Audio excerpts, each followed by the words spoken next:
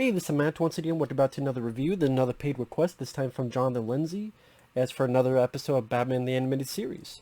And for those interested in requesting pretty much any type of videos or topics or commentaries, reactions, re-reviews, news, whatever, randomness, feel free to send them either directly to my PayPal or join my Patreon. Both links are down below in the info box. And this is for the Twat Team.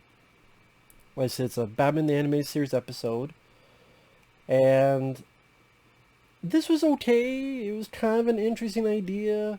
We have this guy who's very punctual. He's very much about time, strict regiment. He knows how long things take specifically. He's never late for something. Some guy in a subway says, hey, you should take a chance. Maybe take a break, coffee break, maybe 15 minutes later than usual. You'd be surprised. He does it, but then kids hit him because they're assholes. His papers fly off. He is late for this court hearing, which ruins his business because, as the judge says, maybe you should be on time for a change, which makes him lose it. There was some decent animation when the guy's screaming because he's always punctual, and this guy says this, which is just insane to him, and just loses it. And when he screams, the camera's going into his mouth while this ticking clock sound happens. I thought that was nice direction. 7 years later, that guy who told him in the subway, which was an attorney, he's now the new mayor. And this figure, this guy from 7 years ago, he's become this bad guy. He does his graffiti art on the mayor. He fucks up the red lights on the street. He has these pocket watch bombs. He's able to know exactly when things happen, so he flips off a building and lands on a subway train because he knows exactly when it comes around. He's able to outmaneuver Batman because he studied Batman's moves and knows how long it takes for him to throw a punch or a kick. He puts Batman in his vault and he knows about how long it'll take for him to use his torch. So I'm going to suck the air out of the vault. So this is definitely a guy that has a bit of smarts to him. So kind of an interesting villain for Batman to play off against. You do get to see Batman use a bit of detective work, try to find this guy. Also, like, he uses his cassette tape, like the actual tape, to tape this bomb and maneuver it to the opening of the vault. So it's a nice showcase of Batman using his brain, his smarts, because he is a smart guy. He's a detective, for fuck's sake. The voice actor, I don't recognize him, but he did fine. You do have some cringy dialogue, like Batman at the end saying, I'm about to clean your clock. Really? Holy shit. You don't know what that line? It's a bit weird to see this Weasley guy outmaneuvering and outfighting Batman, but at least because of the timing, they give some kind of explanation for it. It's not like there's zero, so at least that's nice.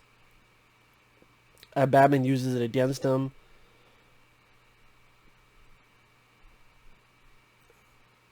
There's interesting ideas, like when Batman goes to the guy's lair and there's all these clocks around, or when the bad guy gets the mayor, he puts him on a clock tower and on one of the needles, waiting for the thing to crush the guy. But Batman's able to save the day, and the clock team gets away, so it is waiting for a sequel that the guy will pop up in.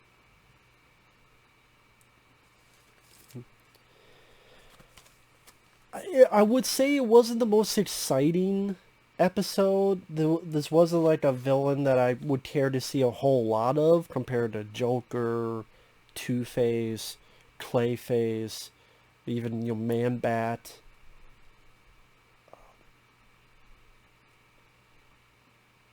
It's a bit peculiar to have this type of character But it wasn't played for goofs and laughs. It just kind of this weird, off-the-cuff ideas. This whole idea of the clotting. I didn't mind the animation and the music, like usual. Mostly usual for the show.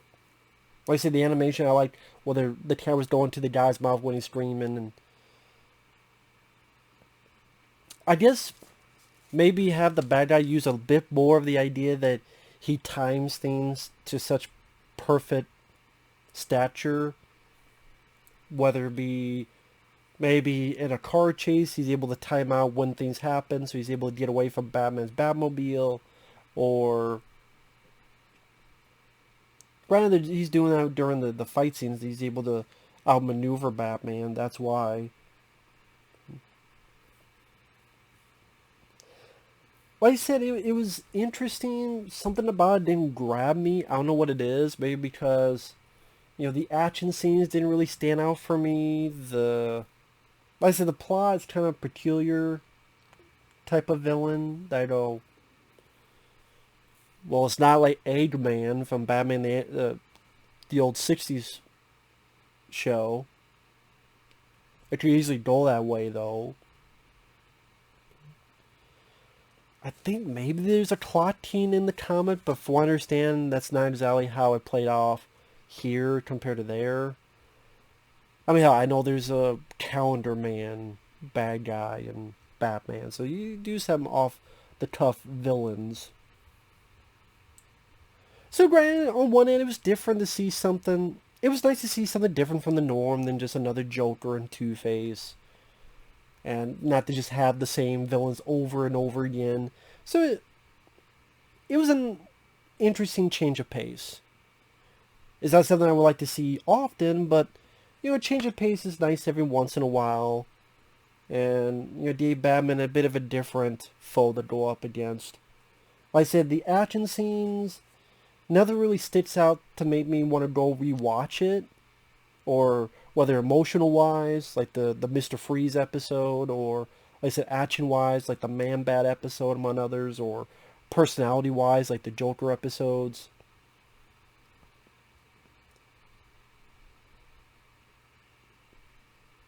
Just kind of a little bit of an interesting concept. Other than that, like the most cringeworthy line is when Batman himself says, "I'm here to clean your clock." I didn't really. That's the line you give Batman. Holy shit! But like I said, it's nice to have Batman use a bit of his detective work. Wish I do wish I would like to see that in a movie, like a detective movie with Batman. That'd be pretty interesting. You just still have the kick-ass action, but it'd be nice to see the detective work. I don't know if the new Batman film will do that. But I said that would be nice to see. And the show showcases how you can do that. And it's possible. I mean, that's why it was Detective Comics. Because he was the detective. Can I see that in a movie? There's been so many fucking Batman movies, yet we still haven't really gotten that yet. Go fucking figure. Maybe little bits here and there, teeny bits, but not like full blown is what I'm talking about. Yeah, but the Twat it's not a favorite episode, but I didn't think it was bad either. Kind of in the middle, like it was okay. It's not top tier episodes for me, but it's not Batman in My Basement, or which I think is the worst one, or what the fuck was it, the Poison Ivy one, which I did not care one iota for. So, overall, it was okay. So with that said, thanks for watching. Take care. We'll see you guys later. Bye-bye.